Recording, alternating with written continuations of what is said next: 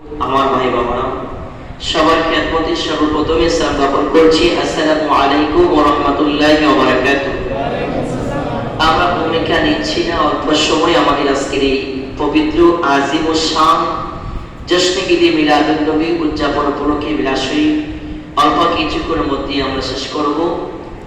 তো পবিত্র ঈদে মিলাদুন নবীর আজকে গুরুত্বপূর্ণ একটি রাত, যে চাঁদের যে রজনীতে সরকারে দো আলম হুজুরে পুর নূর সাল্লাল্লাহু তাআলা আলাইহি সাল্লাম দুনিয়ার বুকে মানব সুরতে 570 খ্রিস্টাব্দে সাইয়্যিদা মা আমেনা রাদিয়াল্লাহু তাআলা কুল মুবারকে মানব সুরতে আগমন করেছেন।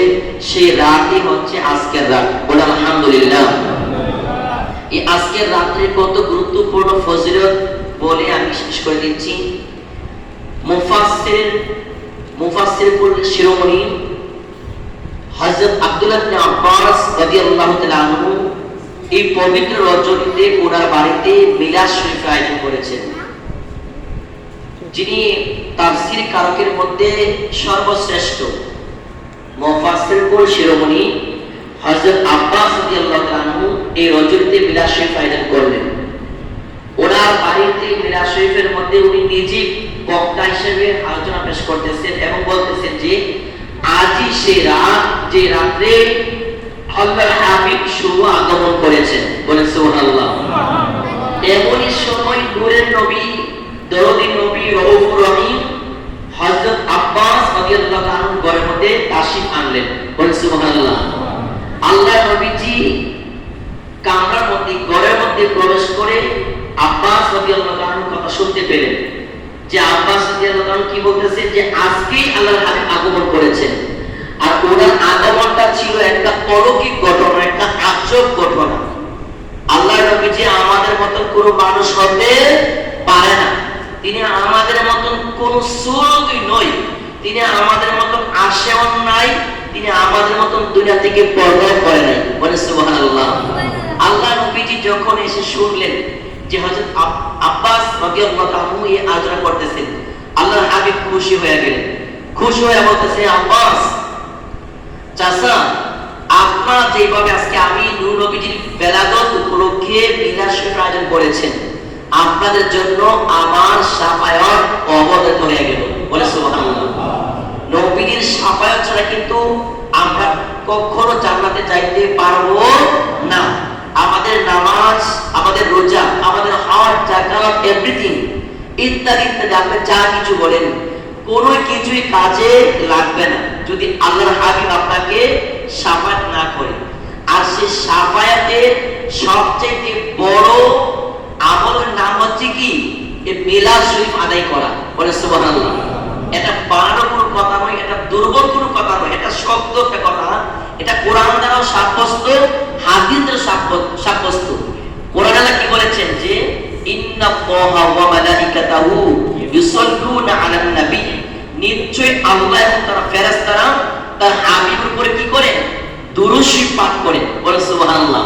এটা কত বড় কথা যে আল্লাহ কোনো কিছু করেন না, তার হাবিবের উপরে স্বয়ং নিজে দুরূদ পাঠ করেন ফেরেশতাদেরকে নিয়ে।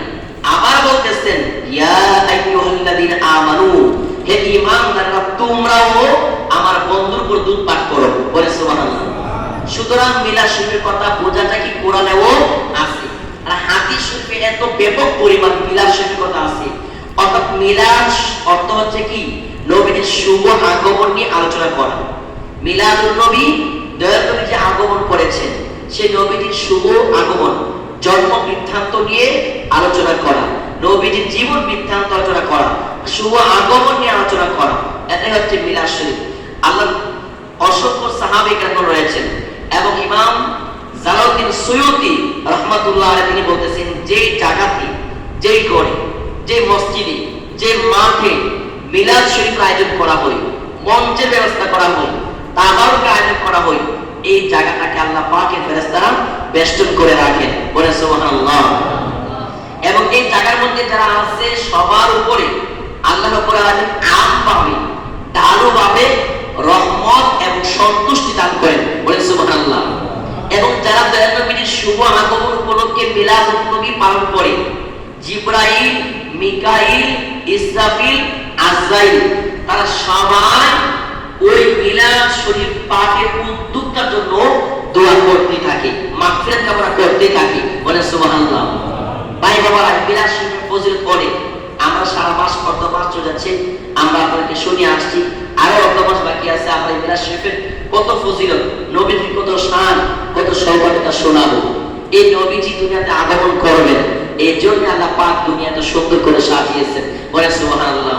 এই নবীজি দুনিয়াতে আসবেন, এই জন্য আল্লাহ পাক লক্ষাধিক নবী রাসূল পাঠিয়েছেন, আর তাদেরকে কাছে মেসেজটা দিয়েছেন যে তোমরা দুনিয়াতে যাইবা আর বলবা একজন আল্লাহর হাবিব আসবে, আর তিনি যখন তোমাদের কাছে এসে পড়বে, তোমার আমলনামায় যদি, তোমার জামানায় যদি সেই নবীজি প্রেজেন্ট হয়ে যায়, উপস্থিত হয়ে যায়, তোমার রিসালাত, তোমার নবুয়ত বাদ দিয়া ওই নবীজির উপরে ঈমান এনে সেই নবীর উম্মত হয়ে যাইবা। বলে সুবহানাল্লাহ।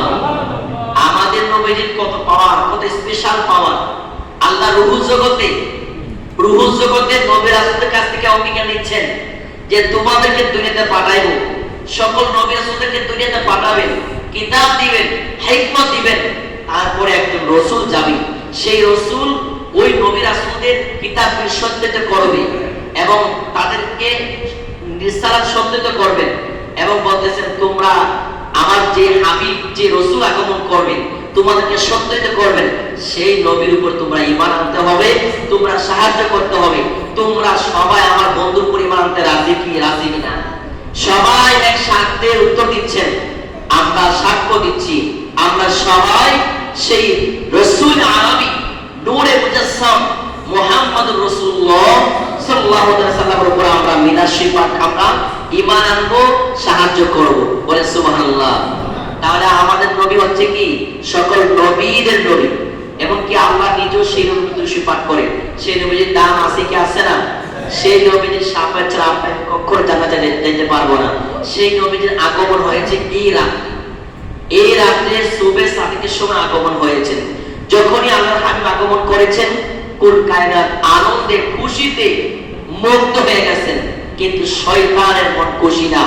কারণ শয়তান জানে, শয়তান ভালো করে জানে তিনি এমন একজন রাসূল দুনিয়াতে পদার্পণ করতেছেন, দুনিয়াতে এমন একজন রাসূল আগমন করতেছেন যেই নবীজির চেহারা মুবারকের দিকে তাকাইলে মানুষ খারাপ কাজ থেকে এই নবীজির কাছে চলে এসে ঈমান গ্রহণ করে মুসলমান হয়ে যাইব। বলে সুবহানাল্লাহ। আর কেউ যদি এই নবীজির চেহারা মুবারকের দিকে মায়ার নজরে ঈমানের সাথে তাকায়, ওই ব্যক্তিটা জান্নাতি হয়ে যাইব। বলে সুবহানাল্লাহ। কেউ যদি ওই নবীজির কথা শুনে কলিমা পাঠ করে, ওই ব্যক্তিটা জান্নাতি হয়ে যাবে। বলে সুবহানাল্লাহ। শয়তান ভালো করে বুঝতে পারছেন যে নবীজি, এই নবীজি এসেছে, এখন জান্নাতের দরজা খোলা হবে, জাহান্নামের দরজা বন্ধ হয়ে যাবে। এই জন্য শয়তান এত ব্যাপক পরিমাণ কান্নাকাটি করেছেন যা অন্য কোনো দিন আর এত কান্নাকাটি করে নাই। যাক ভাই বাবারা, আজকে আমরা সবার উদ্যোগে, সবার সহযোগিতা নিয়ে মসজিদ কমিটির পক্ষ থেকে আমরা সংক্ষিপ্ত আকারে মিলাদ শরীফ পাঠ করতে পেরেছি। আল্লাহ পাক যেন আমাদের মিলাদ শরীফ, আমাদের যত তাজিম আছে, আমাদের যত মহব্বত আছে, ভালোবাসা আছে, যত ইশক আছে, আল্লাহ যেন এগুলি তার হাবিব নূরে মুহাম্মদ রাসূলুল্লাহ সাল্লাল্লাহু আলাইহি ওয়াসাল্লামের কদমকে কবুল করে আমাদেরকেও যেন সেই নবীর শাফায়াত আল্লাহ পাক কবুল করেন। বলে আমিন। আমরা সকলে দোয়া করি, আল্লাহুম্মা আমিন।